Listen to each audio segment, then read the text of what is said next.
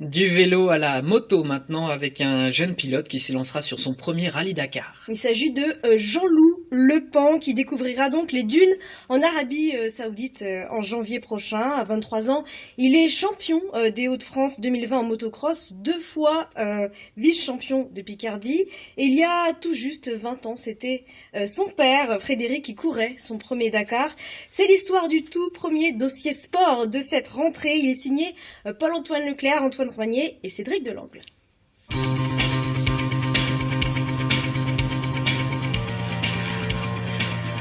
Quand je suis né, peu de temps après, mon père est parti sur son premier Dakar et donc moi j'ai été bercé que là-dedans. Et puis tout le monde en parle comme quelque chose d'extraordinaire. Donc je me suis dit un jour ce sera moi, quoi. C'est une histoire de filiation.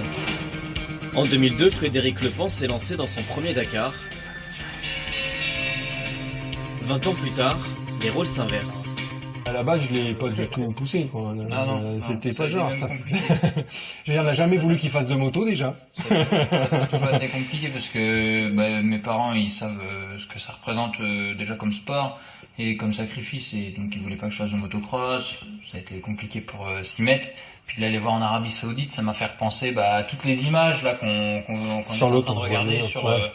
Et puis là j'ai fait Fred, là vraiment j'ai envie d'y aller. Ça me tente bien. Là il rigole, il me dit non. Quelques mois après, pourtant, Jean-Loup prépare bien le Dakar. Avec ses 9 participations au mythique rallye, son père n'est jamais loin pour épauler le jeune pilote. Lui, il a déjà tout vécu, que ce soit même en motocross, même là en rallye. Il y a certaines déceptions, des fois, je suis au fond, j'arrive, je dis, c'est bon là, et je veux plus. Il peut tout arriver sur un rallye, même une panne bénin de la moto où parce qu'à chaque fois que t'as un moindre problème sur le Dakar, t'as l'impression que t'es en train de perdre tout.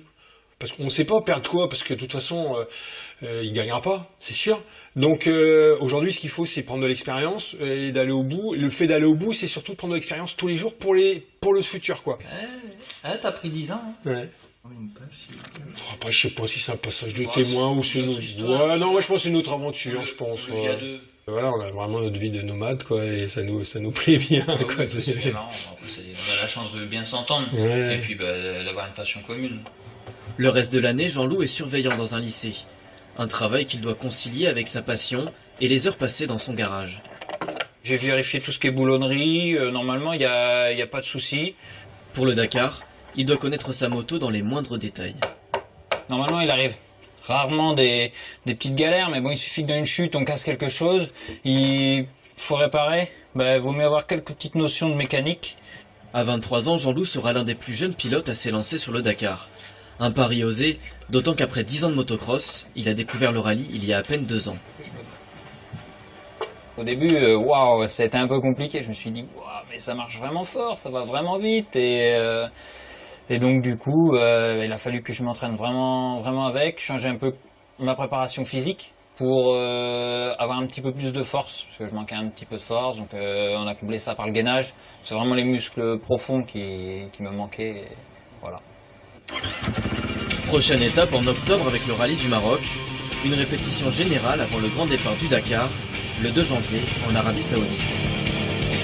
On se découvre nous-mêmes, quoi, parce qu'on va au bout des choses, que ce soit au niveau physique, mental, on se dépasse. Les limites qu'on s'était fixées dans notre tête, je pense qu'on va vraiment beaucoup plus loin, et c'est ça l'aventure.